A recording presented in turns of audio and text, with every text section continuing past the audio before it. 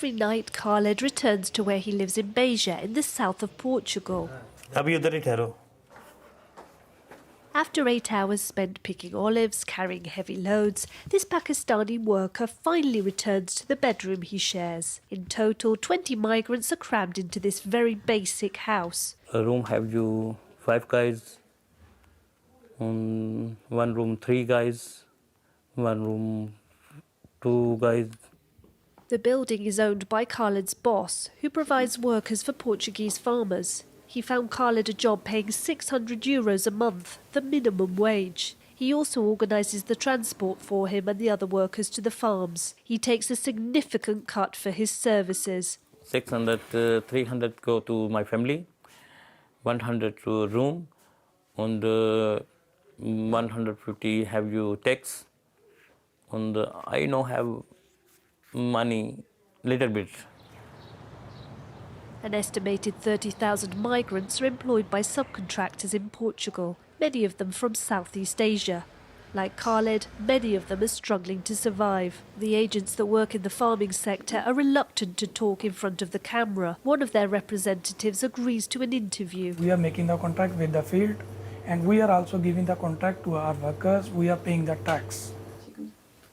The subcontractor admits to taking a significant cut from the workers' salaries, 1/3 of their wages. They are paying €6 per hour, let's suppose. So we are giving €4 per hour to our employees. €2 we are earning.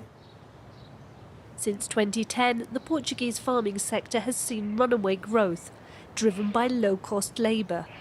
Cheap workers play a key role in farming in Odomira, near the coast, a region specialising in red fruits. The Immigration Service inspects the farms every week to weed out abusive hiring practices.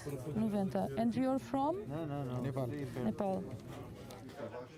Anna PEREIRA supervises checks on 400 migrant workers at greenhouses.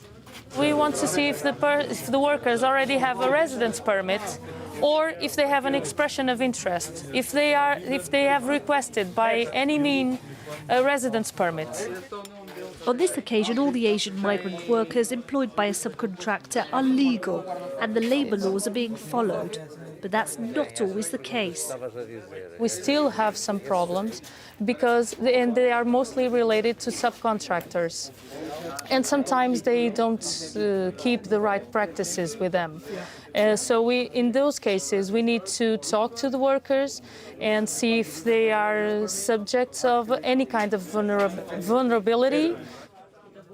Charities estimate that thousands of migrants are taken advantage of by unscrupulous employers. One victim was ARJUN JOSHY, who left his job to open a garage. Good morning. From Kerala in India, ARJUN was tricked by an exploitative subcontractor who approached him when he landed at Lisbon airport. I pay €1,350. Then after that, every kind of documents, I pay the 150 like that.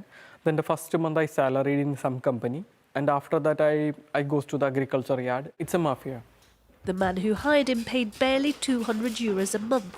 The Portuguese farmer he worked for didn't respect labour laws either. I work in 14 hours, 15 hours, 12 hours.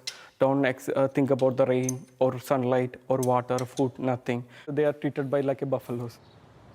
We made numerous requests to talk to Portuguese farms, but none of them agreed to be filmed or to talk to us about how the subcontractor system works. Human rights organisations weren't surprised by their silence. The large farms sign contracts with those that offer the lowest price, and that's only possible by exploiting the highest number of immigrants possible. No one wants to be a slave in their own country. Here it's people from abroad who come because there are few Portuguese people who would accept such extreme exploitation. Most Asian workers lived and worked in the Alentejo region, but over the last decade the number of farms in Portugal has doubled, and migrants now work throughout the country, many of them exploited.